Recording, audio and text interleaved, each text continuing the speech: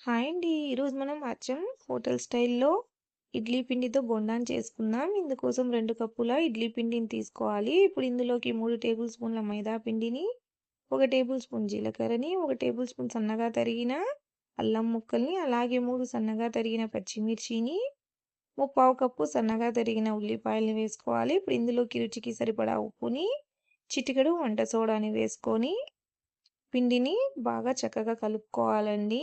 మనం బోండా పిండిని ఎలా కలుపుకుంటామో ఆ విధంగా ఇలా ఈ కన్సిస్టెన్సీలో కలుపుకోవాలి. ఇలా కలుపుకున్న పిండిని పక్కన పెట్టుకొని ఇప్పుడు ఒక ప్యాన్‌లోకి డీప్ ఫ్రైకి సరిపడా ఆయిల్‌ని తీసుకొని ఆయిల్ బాగా హీట్ అయ్యాక ఇలా కొద్ది కొద్దిగా పిండిని తీసుకొని బోండాల్లాగా వేసుకోవాలి. ఇప్పుడు మంటని మీడియం ఫ్లేమ్‌లో పెట్టుకొని చక్కగా 2 వైపులా గోల్డెన్ కలర్ వచ్చేలాగా ఫ్రై చేసుకోవాలి. అంతేనండి. ఎంతో రుచిగా ఉండే రవ్వ ఆనియన్ బోండా రెడీ.